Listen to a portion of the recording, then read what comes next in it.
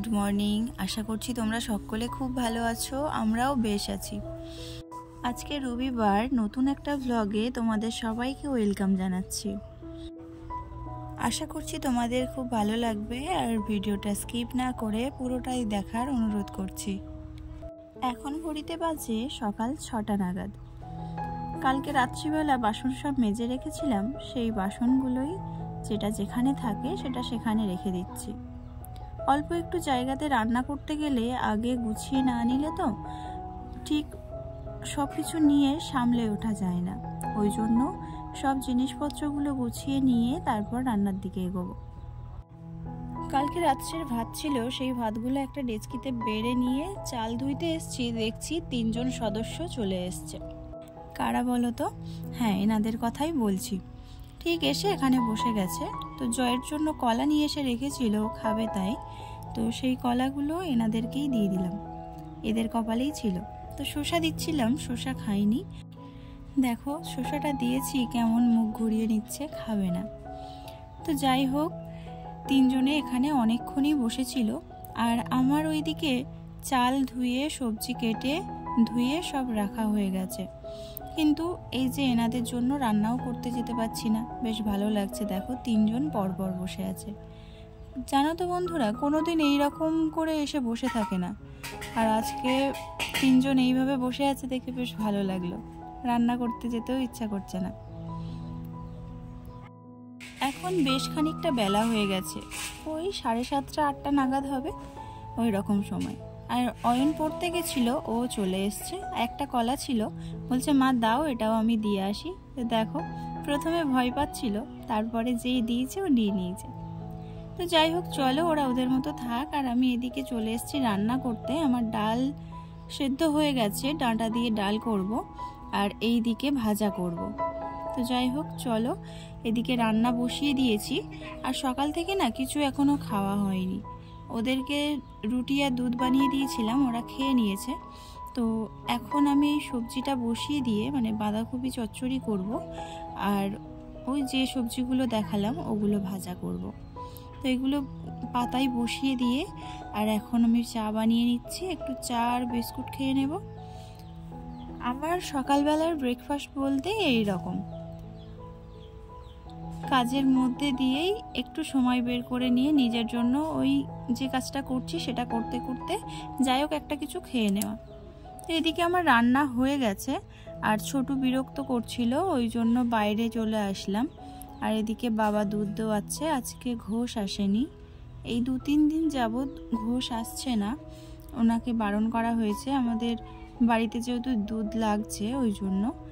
আর আগের দিন যে গাছগুলো বসিয়েছিলাম না, যে দানাগুলো বসিয়েছিলাম নীলকণ্ঠ গাছের বা অপরাজিতা যেটা বলো, তো দেখো চারা বেরিয়ে গেছে। আর আকাশটা দেখো কত সুন্দর লাগছে, গাছেও ছোট ছোট পাতা হয়েছে। তো দেখো আমাদের রান্নাঘরটা গোছানো কমপ্লিট। আর কি কি রান্না হয়েছে চলো দেখিয়ে দিই। এদিকে পটল ভাজা হয়েছে মাঝখান দিয়ে, বেগুন ভাজা আর বাঁধাকপি চচ্চড়ি, আর এটা ডাঁটা দিয়ে ডাল। তো এখন ঘড়িতে বাজে প্রায় 2টো বাজতে 5 মিনিট বাকি। আর ছোট ঘুমাচ্ছে, আর আমাদের এই সব জিনিসপত্রগুলো নিয়ে আসা হয়েছে। আর বাড়িতেও মিস্ত্রি কাজ করছে, দেখো দেয়াল দিয়ে, মানে দেয়াল কেটে পাইপ বসাচ্ছে। ঘরের বাথরুম ঘরের কলগুলো লাগাবে, কলের যে পাইপগুলো যাবে সেই পাইপগুলো লাগাচ্ছে। তো এটা ঘরের কাজ হচ্ছে, আর বাইরেও একজন বসে বসে ওই পাইপের মাথাগুলো জুড়ছে। আর আমাদের অয়নও ওখানে বসে আছে।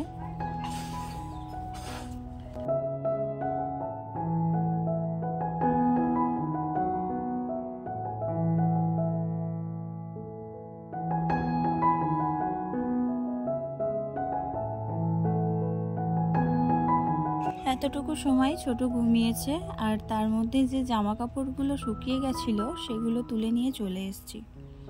তো এগুলো গুছিয়ে যেটা যেখানে থাকে রেখে দেব। সন্ধ্যের ভরসা করলে না অন্য কাজ আরও চলে আসে, ওই জন্য যেটা যখন শুকিয়ে যায় তুলে নিয়ে আসি, নিয়ে এসে অল্প অল্প করে গুছিয়ে নিই, তাতে আমারই সুবিধা হয়। তো এই জামা কাপড় গোছাতে গোছাতেও ছোটো এসে বিরক্ত শুরু করেছে, তো ওকে একটু সামলে নিয়ে এই সব কাজগুলো করছি। আর আমার হচ্ছে ঘরেতে আলনা নেই, ওই জন্য জামা কাপড়গুলো এইভাবে ছোট ছোট করে ভাঁজ করে নিতে হয়, কেননা কোনটা কোথায় রাখি ছোট জিনিস তো খুঁজে পাওয়া যায় না। ওই জন্য ছোট ছোট করে ভাঁজ করে নিয়ে এই যে আলমারিটা দেখছো, এখানে আমাদের ডেলি ওয়্যার জামা কাপড় থাকে, তো এখানেই রেখে দিই।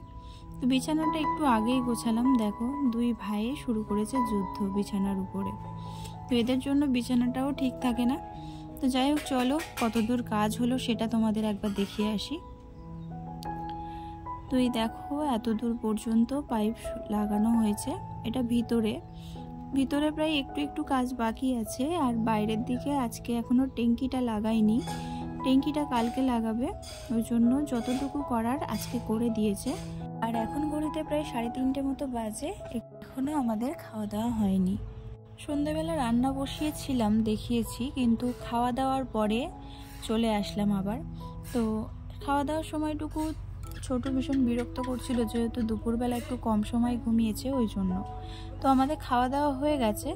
আর আমি খাওয়া দাওয়ার পরে প্রত্যেক দিনই এইরকম টেবিল পরিষ্কার করে রাখি, আর তাহলে সকালবেলা উঠে না কাজগুলো খুব কম হয়। আর যেহেতু বলেছি বাড়িতে কাজ হচ্ছে, ওই জন্য তো প্রত্যেক দিন আমার মানে একই কাজ ডবল করে করতে হচ্ছে। আর এই বস্তাটা দিলাম কারণ ডেচকিগুলো সব ওই কলের যে পাইপগুলো এসছে না, ওই সব ছোটো ছোটো জিনিসপত্রগুলো আছে দুটো ডেচকিতেই। ওই জন্য আজকে আর বাসন উপর দেওয়ার মতো ডেচকি নেই, তাই এই বস্তার উপরেই উপর দিয়ে দিলাম। আর উনানে রান্না করলে দেখো ওই যে গুঁড়ো ছাই আছে না, সেই ছাইগুলো ওড়ে মানে ধোঁয়ার সাথে, তাই গ্যাসের আর অবস্থা থাকে না। তাই রাত্রিবেলাতেই ভালো করে মুছে নিয়ে আর রেখে দেব। আর ছোটু এখনও ঘুমায়নি, ও বিরক্ত করছে। এখন প্রায় 11টা মতো বেজে গেছে। তো এগুলো আমি গুছিয়ে নিয়ে তারপরে ছোটুকে ঘুম পাড়াতে যাব। তো আমার সব কিছু গোছানো হয়ে গেছে। আর দেখো ছোটু টুপি মাথায় দিয়ে এসে ঘুমের নাটক করছে, দেখেছো? তো প্রত্যেক দিনের মতোই বিছানাটা ঝাড়তে হয়, তাই বিছানাটা সব কিছু নামিয়ে আর ঝেড়ে নেব। আর আমাদের ছোটু তো বিরক্ত শুরু করেছে, ও কাঁদছে, ঘুমাবে তাই। তো এই রকম প্রত্যেক দিন আমার বিছানাটা গোছাতে হয়, ঝাড় দিতে হয়, কেননা দেয়ালটাও প্লাস্টার করা হয়নি, বালি পড়ছে। আর তার উপরে দুই দস্যু তো আছে আমার মানে কাজগুলোকে একটু বেশি করে বাড়ানোর জন্য। আর আমাদের এখানে এখনও একটু ঠান্ডা আছে, ভালোই বলতে পারো, দুটো ব্ল্যাঙ্কেট নিতে হয়। আর এই মশারিটা তো ঠান্ডা যতদিন না যাচ্ছে ততদিন এই মশারিটা খাটানো হবে। এই পর্যন্ত আমার ভিডিওটা যদি কারোর ভালো লেগে থাকে তাহলে প্লিজ চ্যানেলটা সাবস্ক্রাইব করে দিও, আর লাইক করে কমেন্ট করে জানিও কেমন লাগলো। আর প্রত্যেক দিন আমি বিছানা এইভাবেই মানে চারিদিকটা চেপে নিই, কেননা ছোট বাচ্চা আছে আর কখন যে কি ঢুকে যায় কোনো ঠিক নেই, ওই জন্য। আর তোমাদেরকেও বলছি প্রত্যেক দিন এইরকম বিছানা পরিষ্কার করে রেখে তারপরে ঘুমাবে। আজকের মতো এখানে শেষ করলাম, টাটা।